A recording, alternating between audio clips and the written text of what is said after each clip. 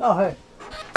Alright, so this is a video people wanted me to do for a very long time, and it's because I did PSP and PlayStation 3 memory videos like at least over a year ago. So it's finally time for me to do my PlayStation 2 memories, my favorite memories, top 5 memories, I think I called it, something like that.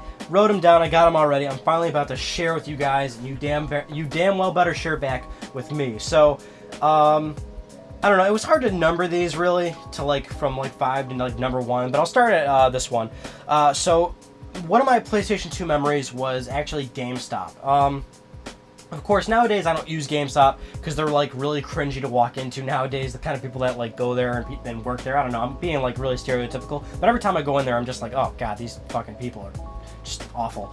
And you know, we got Amazon now, and a lot of people, you know, love digital games and stuff, but I usually use Amazon because I still prefer retail copies. But the point is, back in the PlayStation 2 days, GameStop, I was in there like all the time, and the thing is, I was a younger guy. I wasn't making a whole lot of money, and for a lot of people, a lot of kids, I know everyone, even really back far into the days like Sega, Nintendo, all that, you had to sell your games to buy more games, and that's exactly what I unfortunately had to do, like many other people. I was constantly reselling games to acquire new ones, and that was just like completely the PS2 life for me. I was always on another PS2 game, and that was at the expense of my other PS2 games that I had. And unfortunately, once I got older and I had like no PS2 games, I started to like become a real heavy game fiend, and I started collecting everything. And luckily, I've been rebuying most of my old PlayStation 2 games, but I was all about GameStop, and I loved going in there actually. Back then, games were a little bit more hardcore in the sense that, you know, it wasn't such a mass market thing. I mean, yeah, PS2 sold like the most systems ever, so that's kind of a contradictory thing, but it was definitely a more enclosed sort of thing. So when I went there were people that really knew what they were talking about.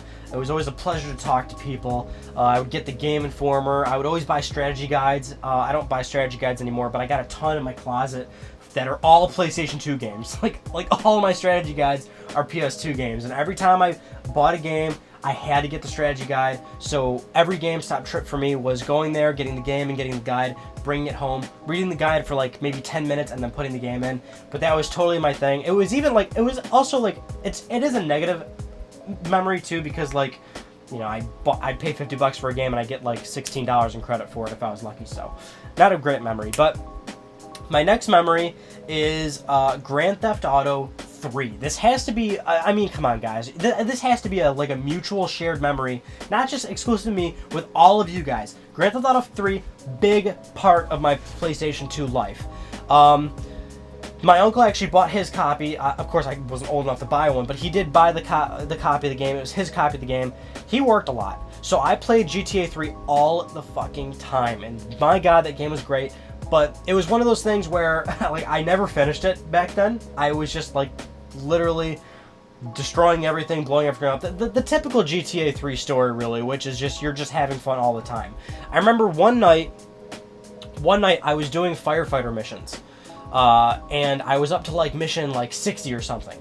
And then I responded to one of the things, I got there, and there was this really awesome looking car, and I was only on the first island, so I'd have to imagine this was the kind of car that like only spawns in like the second island or third island, and it was in the first island on fire. So I was like, holy shit, what is that? I've never fucking seen that car before. So I put it out, and then I got in it. Like I was 60 missions deep into the firefighters missions, and I said, fuck that, I'm getting in this car. And the car looked so cool.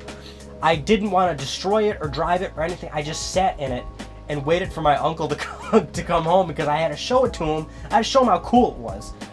I didn't think to put it in storage because it looked too cool, and I just like didn't want to risk it. I don't know. Maybe I was like stupid back then, but it looked so cool, and I waited like 5 hours for my uncle to come home, just for him to come home and say, "Oh, that looks cool." But I was just blown away by that. But the typical GTA 3 memory. Moving on, my next memory is Katamari games. I don't know why this is like such a big memory for me, because we're not even going to spend too much time on this, but for me the Katamari games were really, really, really like such a weird, cool moment for me. I'm like, I am the kind of person who, like, I have really weird humor. Like, I laugh at really dumb stuff. I laugh at, you know, kind of slapstick comedy, things that don't make sense. And Katamari is a game that never makes really any sense at all. So, I mean, like, when I got that game at first, I just, like, fell in love with it, and I laughed at it all the time, and I played the hell out of it. The first time I saw it was a commercial on Toonami for Katamari. And, you know, shout out to Toonami, by the way. So I, like, totally went out, and I was like, oh, it's actually, like, 20 bucks. I believe that game came out at 20 bucks new. So that was, like, the coolest thing ever. I was like, oh, it's so unusual, and I bought it, and it was just, like, such a weird game, and I was like, oh, this game's dope. This is something I pick up what they're laying down. My next story is Tiger Woods PGA Tour 2004. You're like, where the hell is this going? Tiger Woods was a big game for me because, so my uncle bought it. I like loved my uncle growing up with him, so he was like always the games dude with me, and I was a bigger gamer than him. But he casually bought Tiger Woods. I never knew about golf, never cared about golf until Tiger Woods. He bought it. I was like, oh, why'd you buy this game? Like, you know, could have bought like a shooting game or something. But he always worked a lot, so, you know, I was like, okay, well, there's this brand new game here. I might as well play it. Fell in love with Tiger Woods. It had this cool... The 2004 had a good story mode where you could build a character, upgrade your stats throughout the PGA Tour, and it was just really cool. I got really good at the game, and the best memory for me is that when I would face my uncle, like, one-on-one.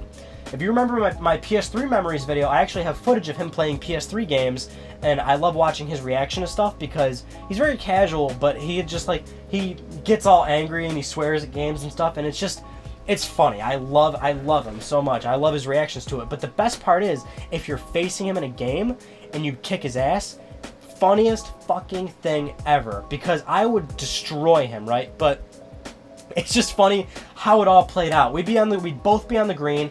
I would have a 30-foot putt. He would have an 8-foot putt. He would hit it, and he'd miss his putt. Oh, what the fuck? That's bullshit.